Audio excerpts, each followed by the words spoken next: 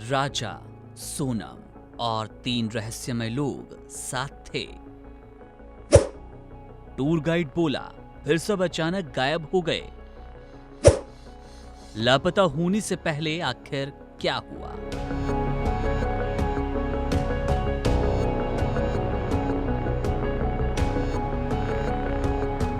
23 मई को जब सोनम और राजा रघुवंशी अपने हनीमून के लिए मेघालय पहुंचे, तो ये एक खूबसूरत यात्रा की शुरुआत थी।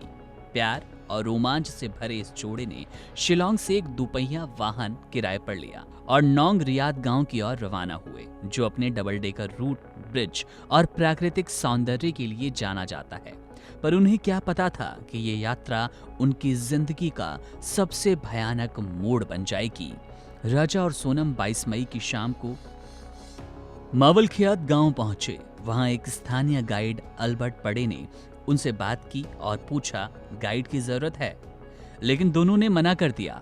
पड़े ने बताया कि अगली सुबह यानी कि 23 मई को उसने एक बार फिर देखा, राजा 3 अन्य टूरिस्टों के साथ दोस्ताना बातचीत कर रहे थे, जबकि सोनम थोड़ी दूरी पर पीछे चल रही थी।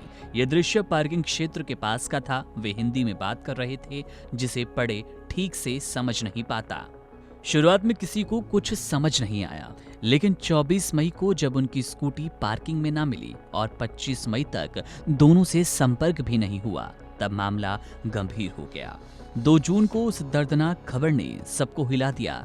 राजा रघुवंशी का शव वेइस वडोंग जलप्रात के पास एक गहरी खाई में मिला। शव के पास एक बड़ा चाकू मिला, जिससे ये साफ हो गया कि उसकी निर्मम हत्या की गई। सोनम अब भी लापता है, ना कोई सुराग, ना कोई संपर्क। पुलिस अब इस मामले को हत्या की दृष्टि से देख रही है और हर एंगल से जांच कर रही है।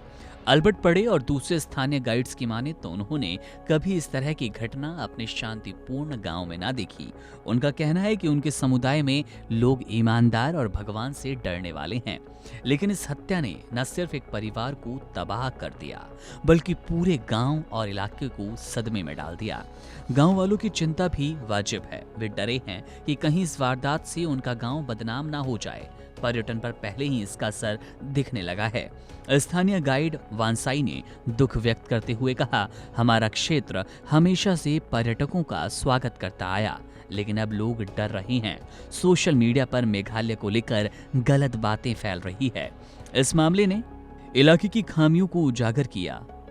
न लॉगबुक का सही तरीके से रखरखाव और न ही पार्किंग में वाहन नंबर की निगरानी और न ही सीसीटीवी जैसी बुनियादी सुरक्षा सुविधाएं। ये पर्यटकों की सुरक्षा के लिए एक बड़ा सवाल बन गया। ये घटना सिर्फ एक हत्या नहीं, बल्कि पर्यटन के नाम पर निकले एक निर्दोष जोड़े के टूटे सपनों की कहानी है। सोनम कहाँ है, ये कोई नहीं जानता। अब ये रहस्य बन गया। पुलिस जांच कर रही है, लेकिन समय के साथ उम्मीदें कमजोर पड़ रही है।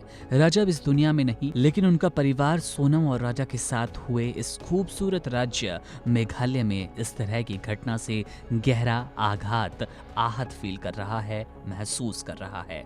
सभी की एक ही पुकार है कि इंसाफ हो, सोनम सुरक्षित मिले और ऐसा दर्द फिर किसी पर्यटक को कभी ना मिले। Subscribe to One India and never miss an update. Download the One India app now.